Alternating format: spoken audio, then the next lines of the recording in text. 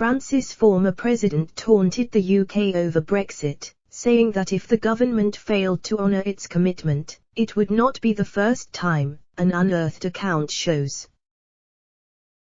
The UK left the EU last year, ending its 47-year membership of the European trading bloc. Both parties struck a free trade agreement before New Year after months of torturous negotiations. Since January, the government has continued talks with Brussels over a number of key economic issues, including fishing quotas and trade between Britain and Northern Ireland. Current French President Emmanuel Macron has been outspoken on what he sees as Britain's reluctance to stick to the agreement struck in December. Ahead of this year's G7 summit in the UK, he told a press conference, "Nothing is renegotiable, everything must be applied." Mr. Macron's vocal digs at the UK since Brexit have also touched on the pandemic, with the French president declaring earlier this year that the British-developed AstraZeneca vaccine was quasi-ineffective for over 65s. However, Mr. Macron's hostile rhetoric against the UK is nothing new, as an interview about Brexit with his predecessor, François Hollande, reveals. Mr. Hollande, who left office in 2017, was interviewed for the 2019 BBC documentary, Inside Europe, 10 Years of Turmoil. The former French president recalled the moment he was invited by Britain's David Cameron to a crunch meeting at Chequers to discuss the then Prime Minister's proposals for an in-out referendum on EU membership. Mr. Hollande said, "I told him nothing obliged him to hold the referendum when he did.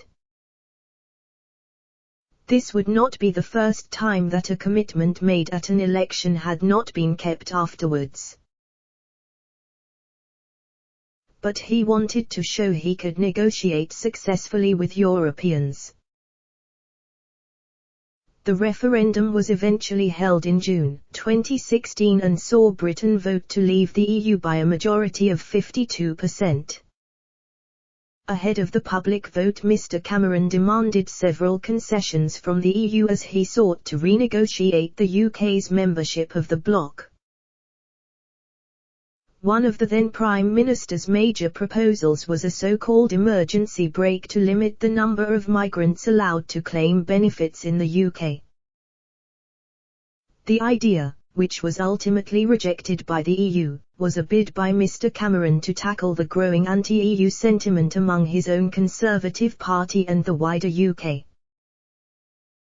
Mr. Hollande refused to budge on the EU's principle of freedom of movement during his meeting with Mr. Cameron.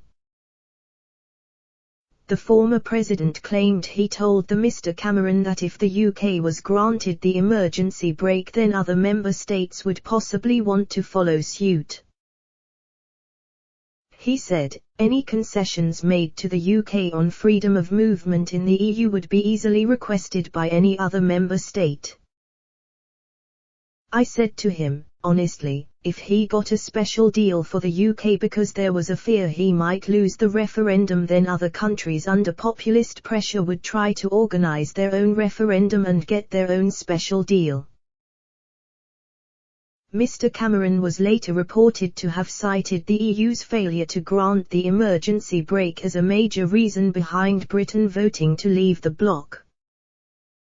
He had been expected to unveil the proposal during a key speech on immigration but was forced into dropping it just before he was due to speak, drawing an angry response from Eurosceptic Tories. According to Peter Ricketts, Mr. Cameron's former national security advisor, Mr. Cameron felt under pressure to deliver on immigration ahead of the Brexit vote.